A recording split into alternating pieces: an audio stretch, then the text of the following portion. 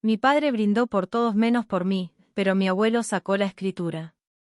Capítulo 1. El brindis que cambió todo.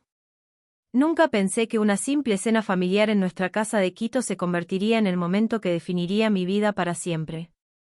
Mi padre levantó su copa de chicha morada, como hacía cada domingo después del almuerzo, y comenzó ese ritual que yo tanto esperaba cada semana. Era diciembre de 2023, y el aire fresco de la sierra ecuatoriana entraba por las ventanas abiertas de nuestra casa en el barrio La Mariscal. Por mi hijo Miguel, dijo papá con esa voz fuerte que siempre usaba cuando se sentía orgulloso, que acaba de graduarse de ingeniero y ya tiene trabajo en una petrolera. Miguel sonrió desde su silla, y todos aplaudimos. Yo también aplaudí, porque genuinamente me alegraba por mi hermano mayor. Por mi hija Patricia, continuó, y mi hermana menor se enderezó en su silla, que este año sacó las mejores notas de su colegio y va a estudiar medicina. Patricia se sonrojó mientras mamá le acariciaba el cabello con orgullo.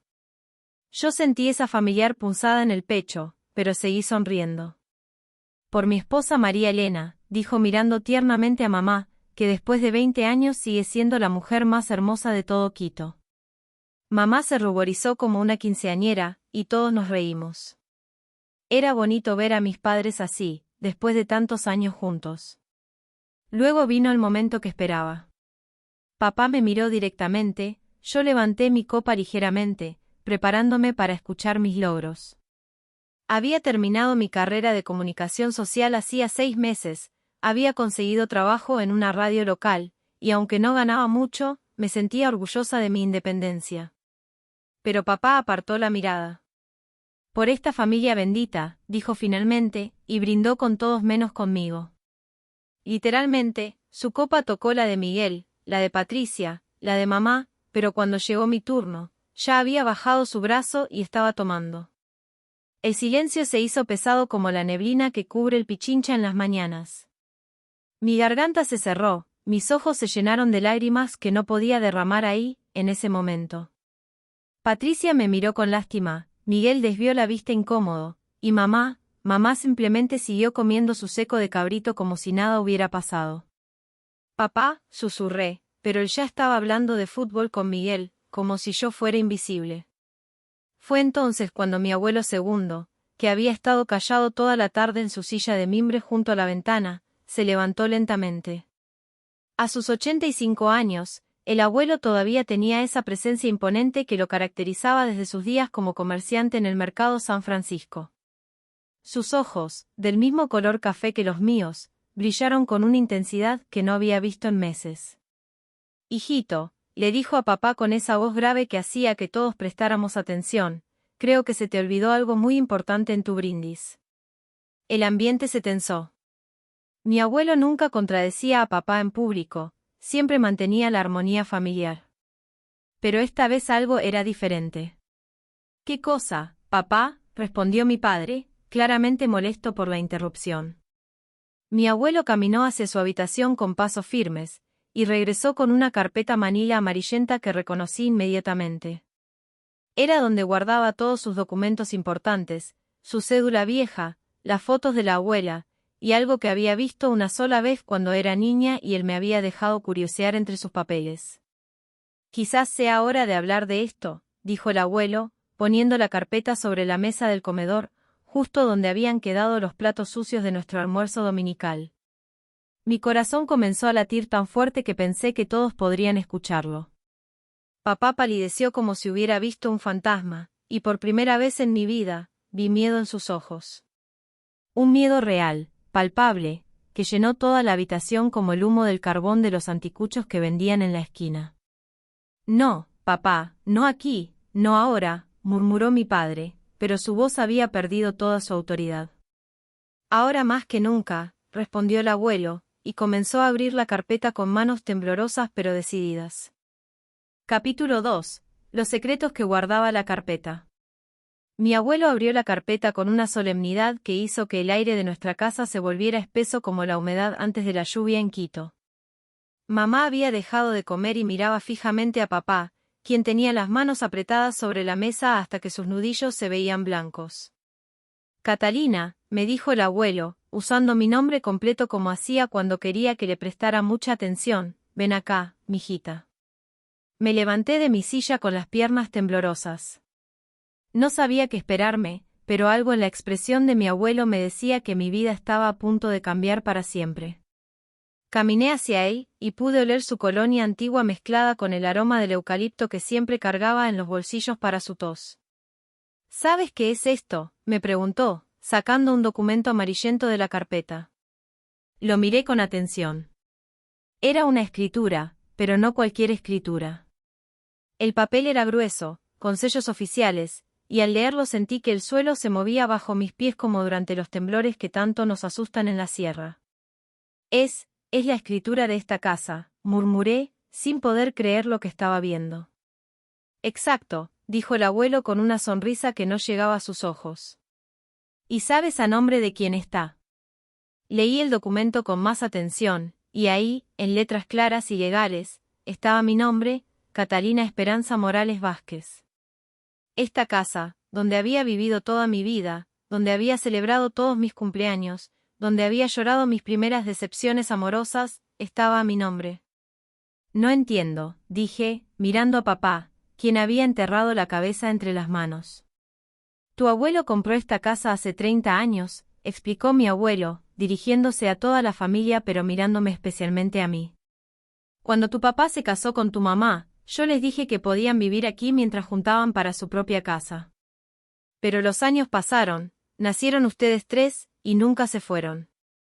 Miguel y Patricia nos miraban como si estuviéramos hablando en quechua. Mamá había comenzado a llorar silenciosamente, las lágrimas cayendo sobre su plato de comida.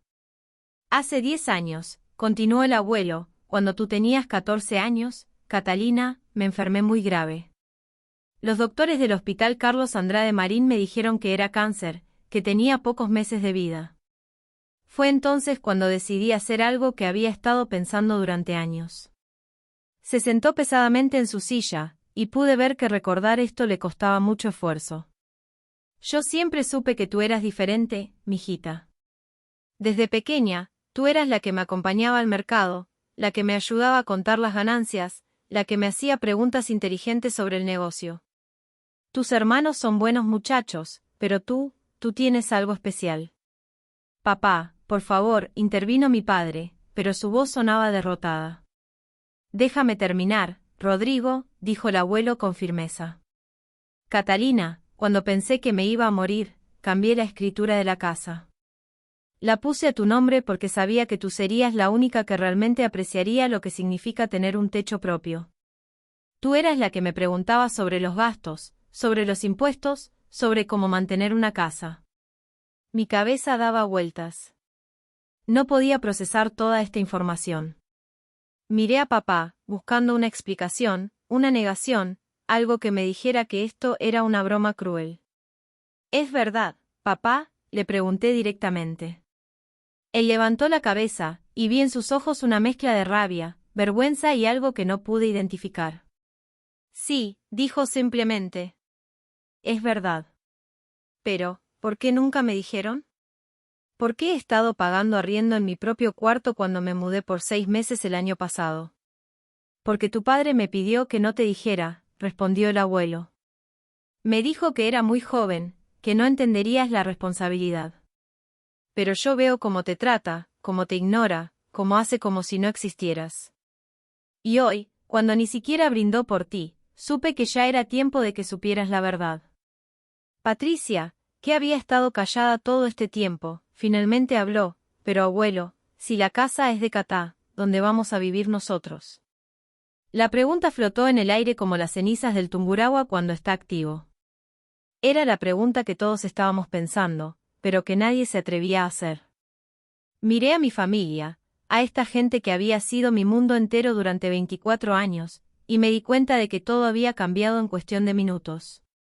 Ya no era la hija olvidada, la que no merecía un brindis. Ahora era la dueña de la casa donde todos vivíamos. Y no sabía si eso me hacía sentir poderosa o completamente aterrada. Capítulo 3. El peso de la verdad. La semana que siguió a esa revelación fue la más extraña de mi vida. Despertar cada mañana en mi habitación, sabiendo que técnicamente toda la casa me pertenecía, era como vivir en una realidad alternativa. Me levantaba, me preparaba para ir a Radio Quito donde trabajaba, y cada objeto que veía, desde la cafetera italiana que papá había comprado el año pasado hasta las cortinas bordadas que mamá había hecho con tanto cariño, se sentía diferente. El ambiente en casa se había vuelto tenso como la cuerda de una guitarra a punto de romperse. Papá apenas me dirigía la palabra, y cuando lo hacía, su voz sonaba forzada, como si cada palabra le costara un esfuerzo enorme. Mamá trataba de actuar normal, pero yo la veía observándome cuando pensaba que no me daba cuenta, con una expresión que mezclaba preocupación y algo que parecía ser miedo. Miguel había regresado a su apartamento en el norte de Quito más rápido de lo habitual después de ese domingo. Antes de irse, me había llevado aparte y me había dicho, Catá, no vayas a hacer ninguna locura. Piensa en la familia. Su tono había sido casi suplicante, muy diferente del hermano mayor protector que yo conocía. Patricia, por su parte, me trataba como si fuera una bomba a punto de explotar. Se movía por la casa en puntillas, literalmente, como si hacer ruido pudiera provocar que yo tomara alguna decisión drástica. Pero la persona que más me preocupaba era mi abuelo. Desde ese domingo, parecía haber envejecido 10 años. Se quedaba sentado en su silla de mimbre, mirando hacia el jardín donde crecían los geranios que él mismo había plantado, con una expresión ausente que me partía el corazón. Era jueves por la tarde cuando decidí enfrentar la situación. Llegué del trabajo, había estado cubriendo una noticia sobre la renovación del centro histórico de Quito, y encontré a papá sentado en la sala, viendo las noticias en el televisor con el volumen más alto de lo normal. Papá, le dije, sentándome en el sofá junto a él, necesitamos hablar. Él mantuvo la vista fija en la pantalla, donde el presentador hablaba sobre los problemas de tráfico en la avenida Amazonas. ¿De qué quieres hablar, Catalina? La formalidad con la que pronunció mi nombre me dolió más de lo que esperaba. Siempre me había llamado Catá, o mi niña, nunca Catalina. De esto, dije, señalando alrededor de la casa. De lo que está pasando. De por qué nunca me dijiste que el abuelo había puesto la casa a mi nombre. Papá apagó el televisor y se giró hacia mí. Por primera vez en días, me miró directamente a los ojos. ¿Quieres saber la verdad, Catalina? ¿La verdad completa? Asentí, aunque algo en su tono me hizo sentir que tal vez no estaba preparada para lo que venía. Cuando tu abuelo me dijo lo que había hecho, me sentí humillado, comenzó, y pude ver cómo las palabras le costaban. Imagínate cómo se siente un hombre cuando su propio padre decide que su hija es más confiable que él. Que su propia hija de 14 años merece más la casa familiar que él, que había estado trabajando para mantenerla durante años. Pero papá, el abuelo no lo hizo para humillarte, protesté. Ah, no, respondió con una risa amarga. Catalina, yo soy el hijo mayor. Yo soy el que debería haber heredado esa casa. Yo soy el que ha estado pagando la luz, el agua, el gas, las reparaciones. Yo soy el que se levanta a las 5 de la mañana para ir a trabajar a la fábrica textil para que ustedes puedan vivir cómodamente. Sus palabras me cayeron como agua fría. Nunca había pensado en eso, nunca había considerado cómo se había sentido él cuando se enteró de la decisión del abuelo. Pero entonces, ¿por qué nunca me lo dijiste? ¿Por qué actuaste como si yo fuera menos importante? Papá se pasó las manos por el cabello, un gesto que hacía cuando estaba muy estresado. Porque me daba rabia, Catalina. Me daba rabia que mi propio padre confiara más en ti que en mí. Me daba rabia que una niña de 14 años tuviera más poder sobre mi hogar que yo mismo. Y sí, lo admito, empecé a tratarte diferente. Empecé a resentirte, aunque sabía que no era tu culpa. El silencio que siguió fue tan pesado que podía sentirlo presionando contra mi pecho. Afuera, escuché el ruido del camión de la basura subiendo por nuestra calle empedrada, y el sonido me pareció extrañamente consolador, como un recordatorio de que el mundo seguía girando a pesar de que el mío se había puesto patas arriba. Papá, dije finalmente, yo no sabía nada de esto. Si lo hubiera sabido. ¿Qué habrías hecho?, me interrumpió. ¿Habrías renunciado a la casa? ¿Le habrías dicho a tu abuelo que se la diera a tu padre en lugar de a ti? Lo pensé honestamente. ¿Qué habría hecho yo a los 14 años si hubiera sabido que mi abuelo me estaba dejando la casa? ¿Habría tenido la madurez para entender las implicaciones familiares? No lo sé, admití. Pero ahora lo sé, y podemos hacer algo al respecto. Papá me miró con una expresión que no pude descifrar. ¿Cómo qué? Podemos ir a un notario. Podemos cambiar la escritura. Podemos. No, dijo tajantemente. No vamos a hacer nada de eso. ¿Por qué no? Porque, respondió, levantándose del sofá, tu abuelo tomó esa decisión por algo. Y aunque me duela admitirlo, tal vez tenía razón. Capítulo 4. Las razones del corazón. Esa noche no pude dormir. Las palabras de papá resonaban en mi cabeza como el eco de las campanas de la Basílica del Voto Nacional. Tal vez tenía razón, había dicho. ¿Qué significaba eso exactamente? A las 3 de la madrugada, escuché pasos en la cocina. Me levanté, me puse mi bata de franela, hacía frío como siempre en las noches quiteñas, y bajé a ver qué pasaba. Encontré a mi abuelo sentado en la mesa de la cocina, con una taza de agua de canela humeante entre las manos. ¿No puedes dormir, mijita?, me preguntó sin levantar la vista. No, abuelo. ¿Y tú? A mi edad, el sueño se vuelve esquivo, dijo con una sonrisa triste. Ven, siéntate conmigo. Me serví mi propia taza de agua de canela, el abuelo siempre preparaba suficiente para dos, como si supiera que alguien más la necesitaría, y me senté frente a él. La cocina estaba en penumbra, iluminada solo por la luz de la luna que entraba por la ventana. Abuelo, comencé, necesito entender por qué hiciste lo que hiciste. Él suspiró profundamente, como si hubiera estado esperando esta conversación desde hace días. ¿Sabes qué es lo que más me duele de todo esto, Catalina? ¿Qué? Que tu papá piense que lo hice para humillarlo, respondió, y por primera vez desde el domingo, vi lágrimas en sus ojos. Yo amo a mi hijo, Catalina. Lo amo más de lo que él puede imaginarse. Pero a veces, el amor significa tomar decisiones difíciles. ¿Qué tipo de decisiones? Mi abuelo tomó un sorbo de su agua de canela antes de responder. Cuando yo era joven, trabajaba en el mercado San Francisco vendiendo verduras. Tu abuela y yo vivíamos en un cuarto alquilado en la Ronda, y soñábamos con tener nuestra propia casa. Trabajé durante 20 años, ahorrando cada sucre que podía, para comprar esta casa. Se levantó y caminó hacia la ventana que daba al pequeño jardín trasero. Cuando tu papá se casó con tu mamá, yo estaba feliz de compartir mi hogar con ellos. Pensé que sería temporal, que pronto tendrían sus propios hijos y querrían su propio espacio. Pero los años pasaron, ¿y qué pasó? Tu papá se acomodó, dijo con una honestidad que me sorprendió. No es que fuera perezoso o irresponsable. Trabajaba duro, pagaba los gastos, contribuía. Pero se acomodó a la idea de que la casa ya estaba, de que no necesitaba esforzarse por algo propio. Regresó a la mesa y se sentó frente a mí. Entonces naciste tú, Catalina, y desde muy pequeña fuiste diferente. Cuando tenía 5 años, me ayudabas a contar las monedas de mi venta del día. Cuando tenías 8, me preguntabas por qué algunos meses pagábamos más de luz que otros. Cuando tenías 12, me sugeriste que plantáramos tomates en el jardín para ahorrar en verduras. Me reí a pesar de la seriedad del momento. Recuerdo eso.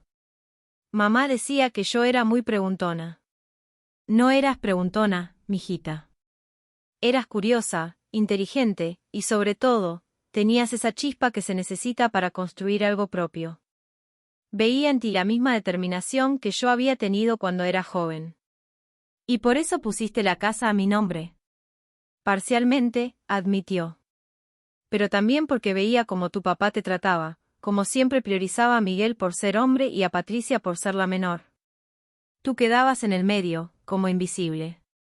Y yo sabía que si algo me pasaba, tú serías la primera en quedar desprotegida. Sus palabras me golpearon como una revelación. Era cierto. Siempre había sido cierto, pero nunca lo había verbalizado de esa manera. Cuando me enfermé hace 10 años, continuó, pensé mucho en qué pasaría con esta casa. ¿Se la dejaría a Rodrigo? Él ya vivía aquí, ya se sentía dueño. ¿Se la dividiría entre los 3 nietos? Eso solo causaría problemas. Pero tú eras la que realmente entendía lo que significaba tener algo propio. Pero abuelo, papá tiene razón en estar dolido. Él ha mantenido esta casa durante años. Y lo respeto por eso, dijo el abuelo firmemente. Pero mantener una casa no es lo mismo que construir un hogar. Tu papá nunca soñó con esta casa como yo lo hice. Para él, siempre fue solo un techo sobre su cabeza. Pero para ti podría ser el comienzo de algo grande. ¿Qué quieres decir? Quiero decir que tú tienes la visión y la determinación para hacer algo más que solo vivir aquí. Tú podrías renovar, expandir, crear. Tú podrías convertir esta casa en algo que beneficie a toda la familia, no solo como un lugar donde vivir, sino como un patrimonio real. Me quedé callada, procesando sus palabras. Afuera, comenzaron a cantar los primeros gallos del barrio, anunciando que el amanecer estaba cerca. Abuelo, dije finalmente, ¿y si yo no estoy lista para esa responsabilidad? Él se estiró a través de la mesa y tomó mi mano con sus manos arrugadas pero todavía fuertes. Mijita, nadie está nunca completamente listo para las responsabilidades importantes. Pero la diferencia entre las personas que construyen algo y las que solo sobreviven es que las primeras dan el paso aunque tengan miedo. Tú tenías miedo cuando compraste esta casa. Estaba aterrado, admitió con una sonrisa. Pero tu abuela me dijo algo que nunca olvidé, el miedo es normal, segundo. Lo que no es normal es dejar que el miedo te impida vivir la vida que mereces. En ese momento, mientras la primera luz del amanecer comenzaba a filtrarse por las ventanas de la cocina, entendí que mi abuelo no solo me había dado una casa. Me había dado una oportunidad de demostrar de qué estaba hecha. Capítulo 5. La decisión que cambió todo. Durante los siguientes días, caminé por Quito con una perspectiva completamente nueva. Cada vez que pasaba por una casa en construcción, me detenía a observar. Cuando veía familias conversando en los parques, me preguntaba sobre sus dinámicas. En el trabajo, cuando cubría noticias sobre el mercado inmobiliario o proyectos de vivienda, prestaba una atención que nunca antes había tenido. Era viernes por la tarde cuando tomé la decisión que cambiaría todo. Llegué a casa y encontré a toda la familia reunida en la sala, incluyendo a Miguel, que había venido a almorzar, aunque sospechaba que mamá lo había llamado para una reunión familiar informal. Familia, dije, plantándome en el centro de la sala como había visto hacer a las mujeres emprendedoras que entrevistaba en la radio, tengo una propuesta. Papá levantó la vista del periódico con expresión escéptica. Miguel pausó el videojuego que estaba jugando con Patricia. Mamá dejó su tejido sobre la mesa de centro. El abuelo, desde su silla junto a la ventana, me dedicó toda su atención. He estado pensando mucho sobre esta situación, comencé, sintiendo como mi corazón latía más fuerte, y creo que tengo una solución que puede funcionar para todos. ¿Qué tipo de solución?, preguntó Miguel, con ese tono que usaba cuando pensaba que yo estaba siendo demasiado ambiciosa. Una que nos permita mantener unida a la familia y al mismo tiempo hacer crecer nuestro patrimonio, respondí. Quiero convertir esta casa en un negocio familiar. El silencio que siguió fue tan profundo que pude escuchar el ruido del tráfico en la avenida Amazonas, a varias cuadras de distancia. ¿Qué tipo de negocio?, preguntó papá, cerrando el periódico completamente. Un hostal boutique, dije, sintiendo como la idea tomaba forma mientras hablaba. Quito recibe miles de turistas cada año. Muchos buscan lugares auténticos, familiares, diferentes a los hoteles grandes. Nuestra casa tiene 6 habitaciones, un jardín hermoso, y está en una ubicación perfecta, cerca del centro histórico pero en un barrio tranquilo. Patricia dejó escapar una risita. Catá, tú sabes lo que cuesta montar un hostal. ¿Tienes idea de los permisos, las remodelaciones, el dinero que necesitarías? He estado investigando, respondí, sacando una carpeta que había preparado durante los últimos días. Tengo contactos en la Cámara de Turismo a través de mi trabajo en la radio. He hablado con arquitectos, he visto otros hostales familiares. Es factible. ¿Y nosotros qué? ¿Dónde viviríamos?, preguntó mamá, con una preocupación genuina en su voz. Aquí mismo, dije, abriendo los planos que había dibujado a mano. Podríamos convertir las 3 habitaciones del segundo piso en habitaciones para huéspedes. Nosotros viviríamos en el primer piso, la sala, la cocina, y podríamos hacer una habitación grande para papá y mamá donde ahora está el cuarto de almacenamiento. El abuelo mantendría su habitación, y yo me quedaría con la habitación pequeña junto a la cocina. Miguel se acercó a ver los planos. ¿Y Patricia y yo? Tú ya tienes tu apartamento, le recordé. Y Patricia, para cuando termine el colegio y entre a la universidad, ya estaremos generando ingresos suficientes para ayudarla con sus estudios o incluso para que tenga su propio lugar si lo prefiere. Es una locura, murmuró papá, pero había algo en su tono que me hizo pensar que al menos estaba considerando la idea. ¿Cuánto necesitarías para empezar?, preguntó el abuelo, y todos se giraron hacia él sorprendidos. Según mis cálculos, dije, consultando mis notas, necesitaríamos unos $8.000 para las remodelaciones básicas, la decoración, y los primeros meses de operación. Podríamos empezar de a poco, con 2 habitaciones primero, e ir creciendo. ¿Y de dónde sacaríamos esos $8.000?, preguntó mamá. De varias fuentes, respondí. Yo tengo ahorrados $1.000 de mi trabajo. Podríamos pedir un préstamo usando la casa como garantía. Y, respiré profundo, podríamos vender el terreno de Sangolquí que heredó papá de la abuela. Papá se puso rígido. Ese terreno es lo único que tengo a mi nombre. Y por eso mismo, dije suavemente, sería tu contribución al negocio familiar. Serías socio, no empleado. Tendrías participación en las ganancias, voz en las decisiones, y lo más importante, estarías construyendo algo junto conmigo, no para mí. Vi cómo las palabras lo impactaron. La idea de ser socio, de tener participación real en el negocio, claramente le había llamado la atención. ¿Y si no funciona?, preguntó Patricia. Entonces habremos intentado algo juntos, respondí. Pero yo creo que sí va a funcionar. Tengo los contactos, tengo las ideas, y tengo la determinación. Lo que necesito es el apoyo de mi familia. El abuelo se levantó lentamente de su silla y caminó hacia mí. Catalina, dijo, poniendo sus manos en mis hombros, esto es exactamente lo que yo esperaba cuando puse la casa a tu nombre. No que la mantuvieras igual, sino que la hicieras crecer. ¿Esto significa que apoyas la idea?, pregunté. Completamente, respondió. Y más que eso, yo también quiero ser socio. Tengo algunos ahorros guardados que pueden ayudar con el capital inicial. Miré a mi familia, a estas personas que habían sido mi mundo entero, y por primera vez en mucho tiempo, vi la posibilidad de un futuro donde todos pudiéramos ser felices juntos. ¿Qué dicen?, pregunté. ¿Están dispuestos a intentarlo? Capítulo 6. Construyendo nuestro sueño. 6 meses después de esa conversación familiar, nuestra casa se había convertido en un sitio de construcción controlada. Cada mañana me levantaba al sonido de martillos y taladros, pero en lugar de molestarme, esos ruidos se habían convertido en la música más hermosa que había escuchado. Era el sonido de nuestros sueños tomando forma. La transformación había sido increíble. Papá había demostrado tener un talento natural para la construcción que ninguno de nosotros conocíamos. Después de sus horas en la fábrica textil, llegaba a casa y trabajaba junto a los albañiles que habíamos contratado. Había algo casi terapéutico en la manera como lijaba las puertas de madera o pintaba las paredes con esa concentración que yo solo le había visto cuando reparaba aparatos electrónicos. «Mira esto, Katá», me había dicho una tarde, mostrándome cómo había restaurado las vigas de madera del techo del segundo piso. Sus ojos brillaban con un orgullo que no había visto en años.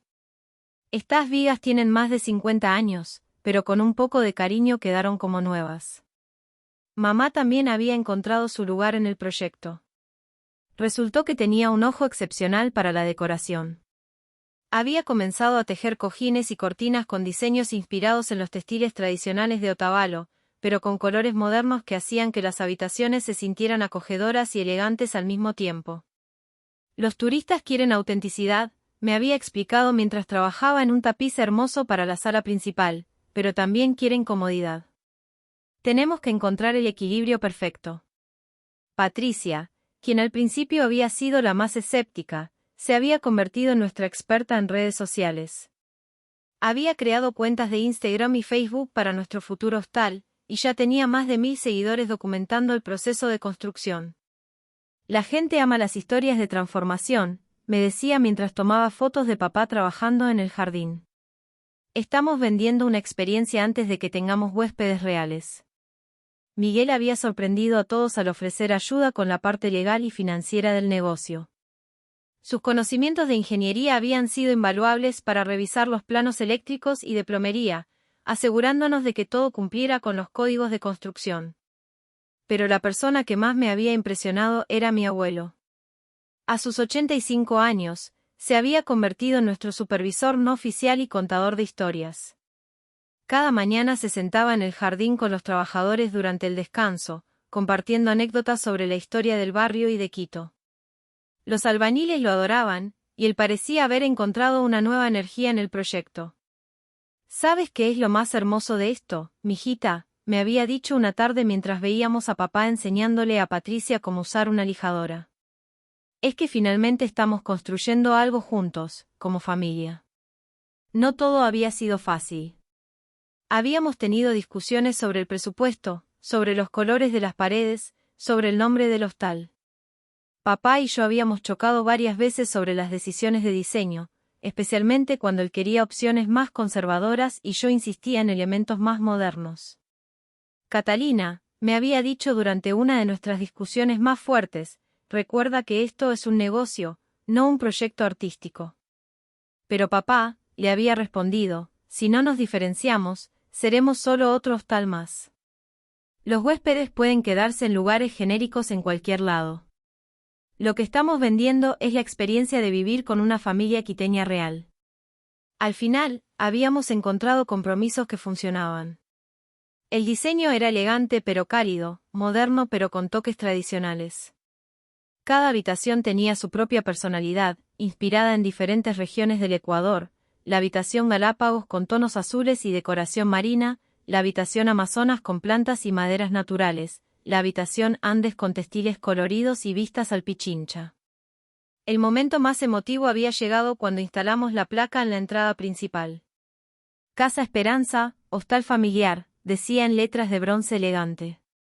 Mi segundo nombre, Esperanza, se había convertido en el nombre de nuestro negocio porque, como había dicho mamá, eso es lo que estamos ofreciendo a nuestros huéspedes, la esperanza de tener una experiencia auténtica en Quito.